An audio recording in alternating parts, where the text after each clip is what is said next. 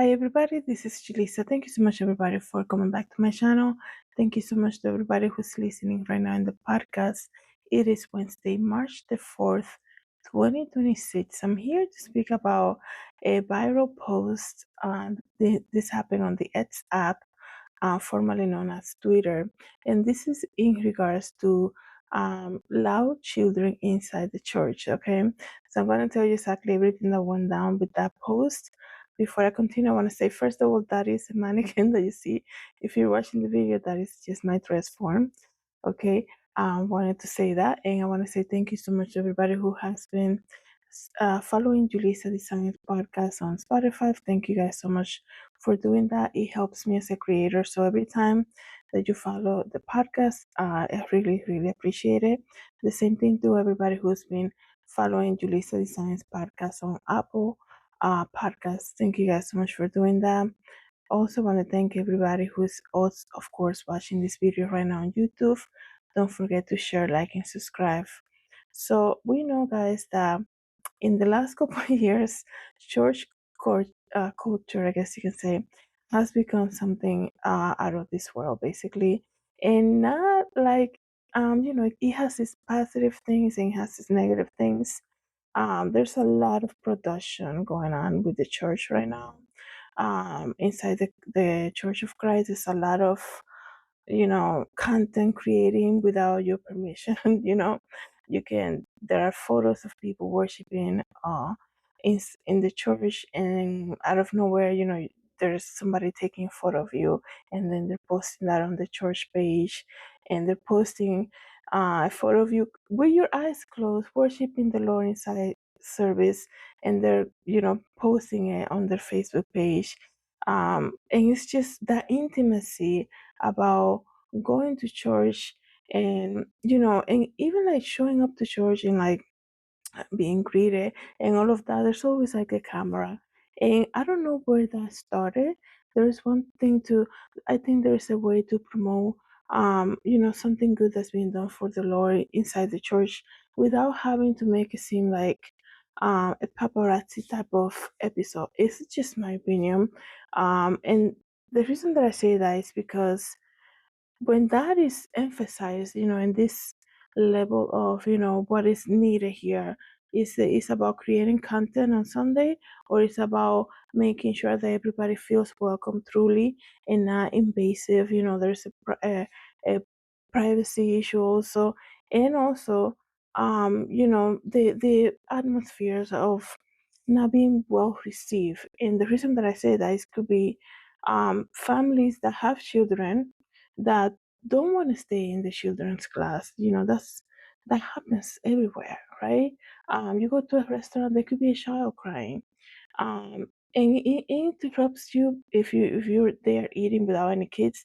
It interrupts you, but kind of like at the same time you have understanding. You understand, yeah, that's just a family that has a child that's having an episode, right? It's not gonna last forever, obviously, and you kind of feel for them. You have compassion for them that the child is crying. So being on an airplane, right?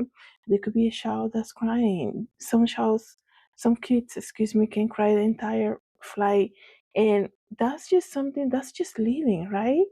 That's what children do. That they're gonna cry, they're gonna raise their hand, they're gonna shout when everybody's quiet. That's what they do, right? And because this content creating idea inside of the church, inside of the auditorium, inside of the what is that called? Inside of the church, right? The church gathering.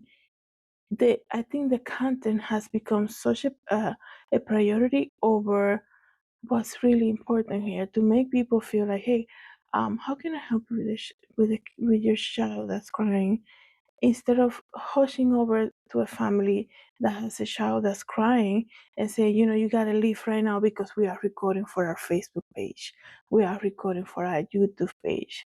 It's like, we have to really start to analyze what's really important here, because just like that, it can make somebody feel so unwelcome, especially when people, they're thinking about going to church and they see a church and they're like, we're gonna try this one, we're gonna go and check this one out. And then they sit in the auditorium in the main sanctuary, right? They sit with their family, and the child is uncomfortable. It's, they're not used to having the lights down and having loud music and people clapping and surrounded by other people clapping and raising their hands. It's a new thing for them. So they could be like, let's get out of here. They start crying, and you can see the mom is struggling, right? Trying to get them a pacifier, trying to give them a book or something so that they can sit through service. But even before that 5 minute interval, it doesn't even get to be 5 minutes. You can see the usher coming rushing. They're so attentive to that.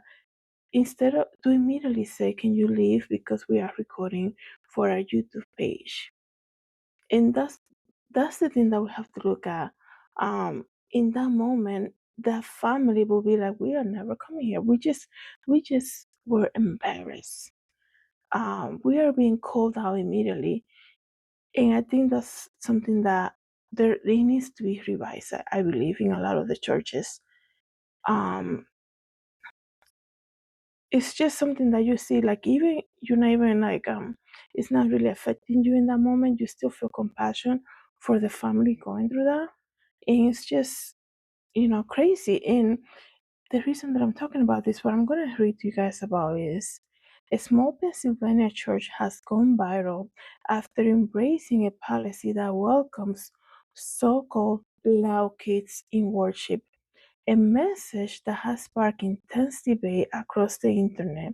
The memo, which originated at the First Baptist Union in Mississippi, was reported last week by Mount Washington United Brethren Church in York, Pennsylvania, and it said it didn't gain. They're saying it didn't gain national attention until the New York Times columnist David French shared the image on the X app, which I was saying earlier, the Twitter app, which this image passed millions of views, right? And it said, the post said, allow kids effective immediately. This is the memo that the New York Times columnist shared on his Twitter page. And the memo is from that church. He said, effective immediately. If a family is considering visiting Mount Washington Church and they have a loud kid, the following options are available. Option number one, the family should bring the kid. Option number two, the family should make sure that they bring their kid. Option number three, the family is to see that the child is brought to church. Amen.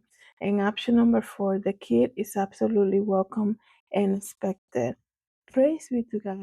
They call it the law policy. And it says the memo added that the children's noise is not a distraction, but evidence of life, growth, and the future of the church. Think about it. When a baby is born, that cry is such a signal of health and alive, and kind of like that cry, even though it's a cry, when people hear that cry, because you see birth story. I'm not a mom, but when you see birth stories, and they just want to hear the baby cry to know if the baby's alive. And I don't know when, it had become such a bad thing, right? One thing is to have a child, hitting everybody, right, or screaming and just like dumping water or something like this, disrupting the other people sitting around. Like, obviously that's a different thing.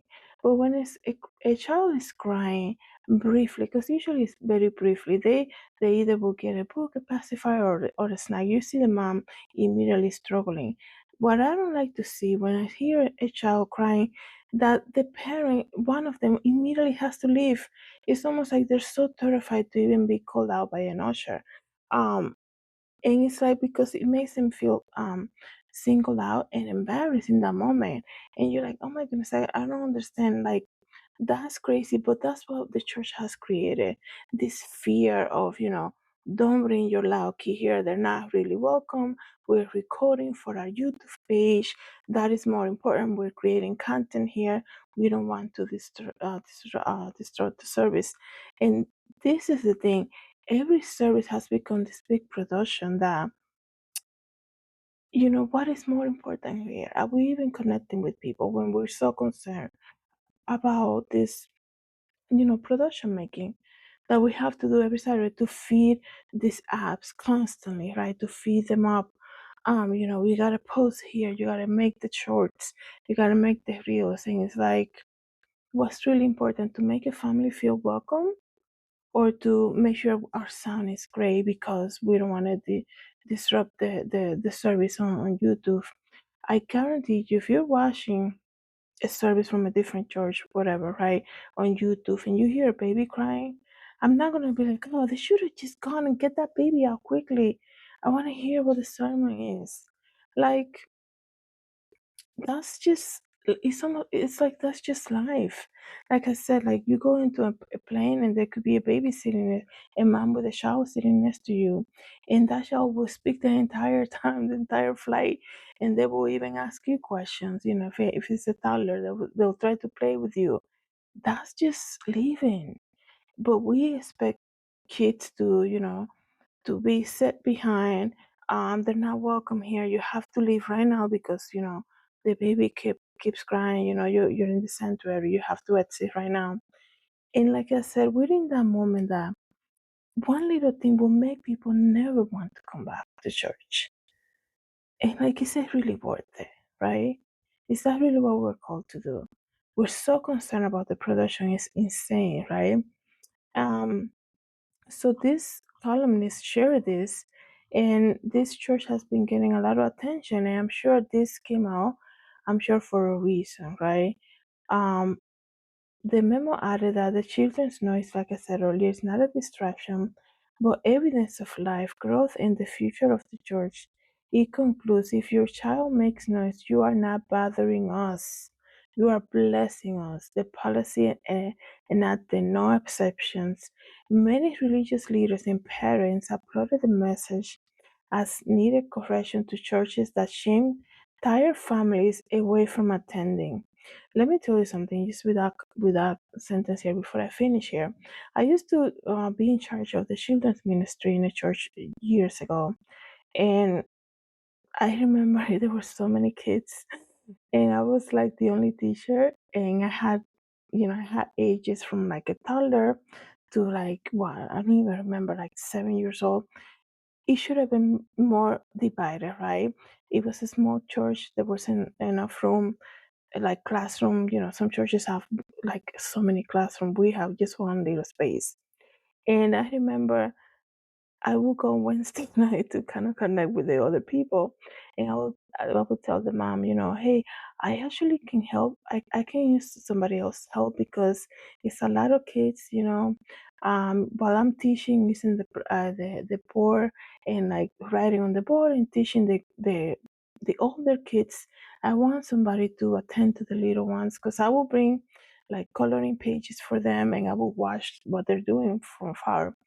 And it was so hard to get any of these moms to help me out at least one Sunday.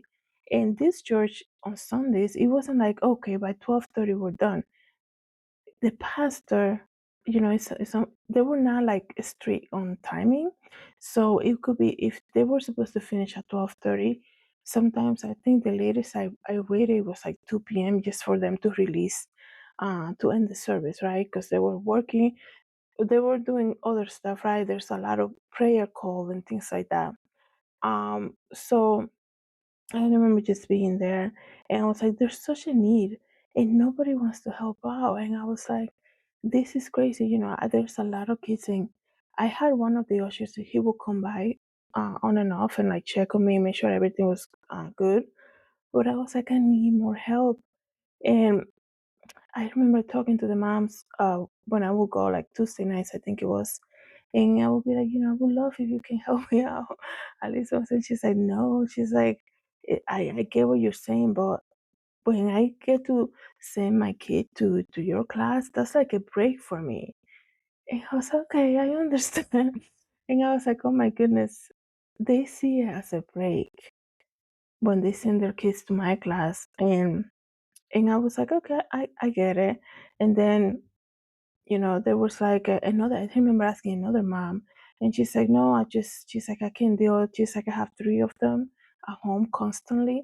I can never be like coming here and dealing with more kids is enough for me. And I was like, okay, I get it. I get what you mean. And it was just so hard. It was just so hard for me to get people to help out. Children's ministry is a big thing in the church. But even in the small group that I had, well, in the small classroom that I had was a big group. It was a lot of kids. And um I even had a child that I think I mentioned this in one of my videos before.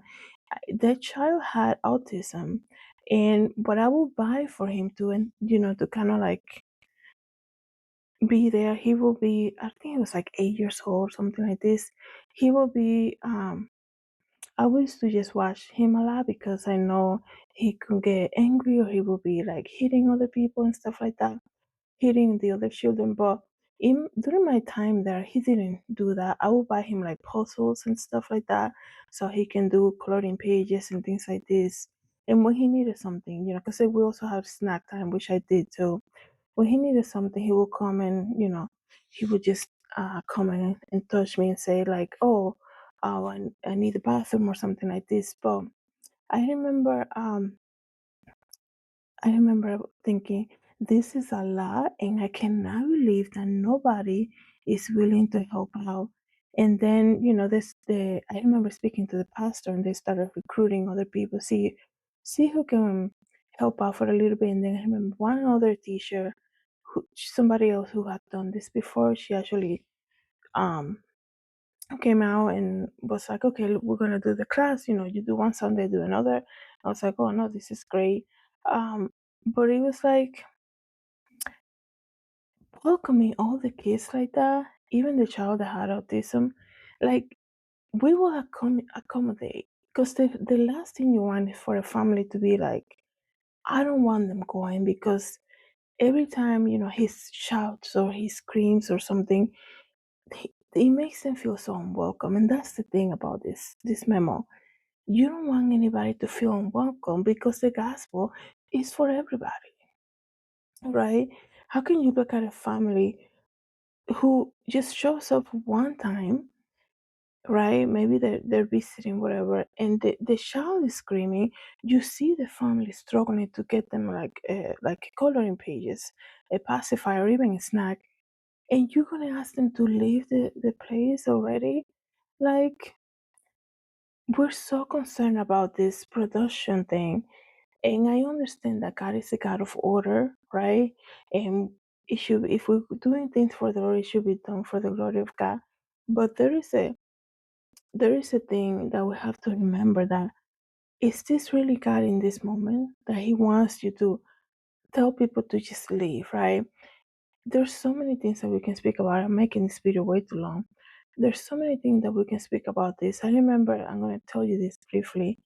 When my mom started dealing with memory loss, I had a situation that happened to me in the church, a whole different church. She used to go to the Spanish service, and I used to go to the English service. And one time, I didn't think my mom was like, I will leave her in the Spanish service and we'll go to the English service. I didn't think she was doing anything, um, like anything bad. I thought she would just go in and sit and listen to the service, and then normally she will come and look for me. Or I will, if I finish early, like if the English service will finish early, I will go and look for her. And we did that so many years. And one Sunday, it was just one Sunday that I'm worshiping the English service, and I see somebody coming and saying they need you, and I was like, what's going on?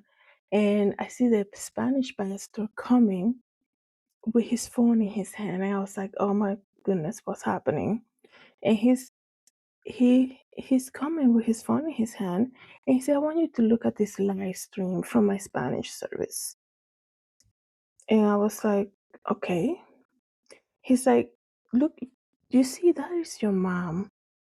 She's, I think she was near or next to the guy with the guitar and the worship thing. They're doing worship, and I don't know, she's trying to hug him, and she's just standing there worshiping, kind of like she left her place and walked into the when they're worshiping. You know what? And he's like this. The pastor had to come out and bring me a phone so that I can look at the live stream. Like, I wasn't gonna believe this guy. The biggest surprise of my life. Not only that, but you need to understand the leader had to leave his his you know congregation, as you can say, the Spanish group, the Spanish service, which it was huge, to come and look for me in the English service in the sanctuary, to bring me out, to show me a live view what my mom was doing. In that moment, I was like, this is not happening. This is crazy. Not because of my mom. I couldn't understand that there was no ladies ministry. There was in that moment there was no ladies group ministry, no pastor wife who could be like. I mean, my mom was known there. She had gone there for many years. She would do a lot of the ladies group gathering. Every event I would go and drop her off because that was her thing, her Spanish group.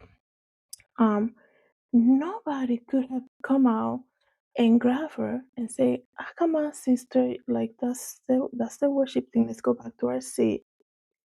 They left her there to be kind of like embarrassed, I guess you can say, or making fool of herself, right?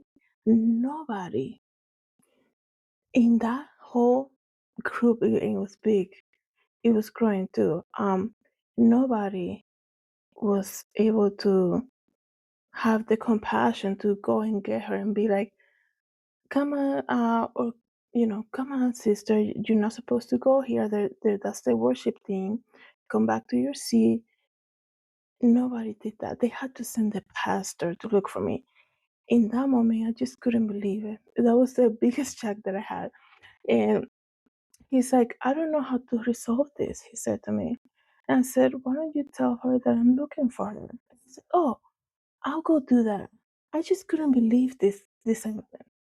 I couldn't believe that how quickly we just erase our compassion from people, because it's like, this is the same woman that goes to you guys to the barbecues, who goes to the ladies group. This is the same woman who goes to with you guys everywhere, who does the Christmas dinner with you guys, who cooks and all of that. No lady from that ministry, like, I can understand maybe the pastor didn't want to do it.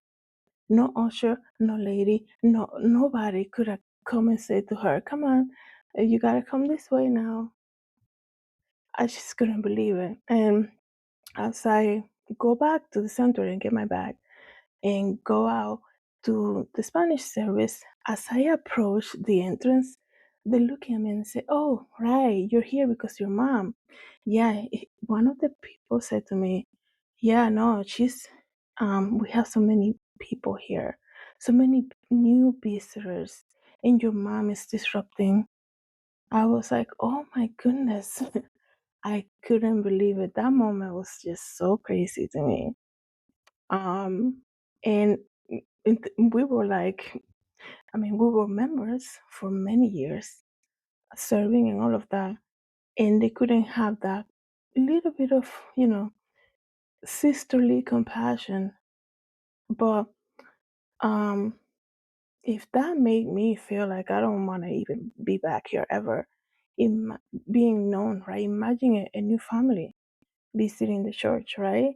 And the reason that I wanted to share that story that happened with my mom, because I know there's so many other there's such a need for people who stay home because they're not welcome, um or they're gonna be called out immediately, if we have a person with dementia who is wanders, right? That's what they do. They wander and they like to say hi to everybody. Like, we all believe in Jesus here. Like, how would you, like, what would you make somebody feel like they shouldn't be here? Like, nobody's like, sometimes people feel embarrassed that they might do something, but if somebody comes and say hi to me and you can tell that they have some type of mental issues or something, like, I'm not gonna be like, oh, I don't want them to even touch me, I don't want to do that. Like, we're all here for God. Like, the whole purpose is for us to be welcome and to be, I mean, like I said earlier, the gospel is for the Lord. I mean, the gospel is for everybody, right? That's what the Lord wants. The gospel is it's for everybody. It's not for the people who can sit quietly through the whole service. But our churches are making it like that. So many people don't even go to church because they might, somebody who sits in a wheelchair all day and they shout or something when they hear the worship thing and people are clapping, they shout. The usher will be like, you have to keep it quiet because, like, come on. You see them in a wheelchair. Why are you even going to say anything? Nobody's going to complain about that, right? And like I said, I understand organization and doing things in order and all of that, but I feel like at the same time that constant um that constant thing to be a perfectionist, make sure the sound is amazing because we have to feed to this YouTube audience. I'm not trying to say anything to anybody here, but I'm saying, like, we have to make sure that our viewers are listening. Like I said, anybody watching a YouTube on live from a church service that hears a baby crying on the background, they're not, like, who's gonna get annoyed about that? Like, if anything, if you think you're missing the a whole revelation in that moment, ask God for revelation. Don't be like, let me email the pastor, make sure the ushers are doing their job because I heard a baby crying and I couldn't understand the service. If that's what you do, that's crazy. Okay, and I know people do emails too. I know people complain and do emails like that because we forget that love is like the main thing about this. The whole gospel is about love, right? And we forget all of that. Let's see what people are saying in the comments before I finish here. No one gets anything out of the service with screaming children. It's not cute. And that's what somebody said. Of course, right? That's what I just said. Some people will email about complaints like this. And people are children who are okay.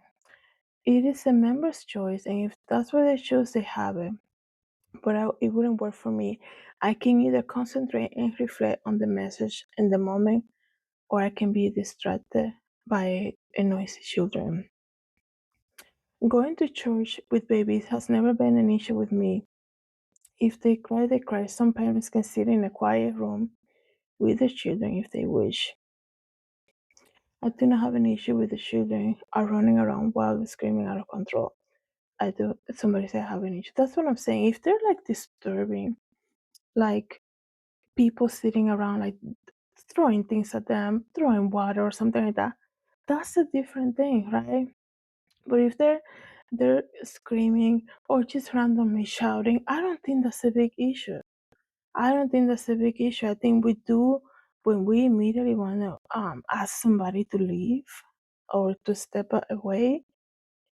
Like, you have to understand, like I mentioned about the moms, that none of them wanted to help me because they me teaching their children was like a break for them. Um, they're already in church, like they're already there. I know it's a lot of work for them to even get prepared on a Sunday to go to church, and the child is gonna scream or shout for let's just say a minute, and immediately an usher's gonna come to them. You know, after they find their seat and all of that, after they find parking, and they're gonna say, "Can you step outside?" That's crazy. That's crazy. I think it needs to be revised. All of that needs to be revised. Um, Somebody said church services, restaurants, and most public places are filled with loud, unruly children. I am amazed and appalled at parents who ignore shouting and whining, who allow loud tablets and phones, and who think nothing of the little ones, who wander and run out the stores in parking lot. Um, it's That's what I'm saying. People are gonna debate this and they're gonna say, "Oh no, we don't want to sit around and allow children." And somebody said they should have soundproof nursery. Not every church has the financial means to, make this high fancy rooms for all of that. Um, I think the whole thing needs to be revised. The whole thing needs to be revised because I know there's a lot of adults dealing with some type of disability who stay behind, who don't join the church because they get asked to leave for whatever reason, for whatever you know odd thing that they might do. I remember teaching that child with autism, having him in my class. I would specifically I will create my lesson for the group, and then I will create something that I could do with him. If the kids are doing some type of activity, I will go and sit with him and try to do puzzles or try to do some type of other activity because, that's the thing I don't understand. The gospel is for everybody, right? If truly believe that, welcoming people, in the church who allow, or the mom who has the child who screams every so often, that shouldn't be an issue. We all believe in the Lord. That shouldn't be an issue for anybody. So I'm sorry I make this video too long. Let me know, guys, what you think about this. I know it could be a controversial thing. Thank you guys so much for coming to the channel. Thank you so much to everybody who's listening to the podcast. Have a good day.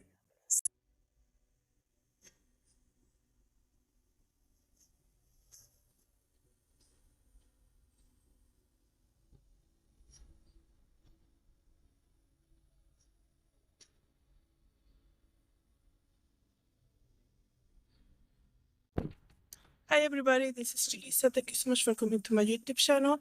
Don't forget to share, like, and subscribe. And I hope to see you in the next video. Have a good day, everybody. God bless.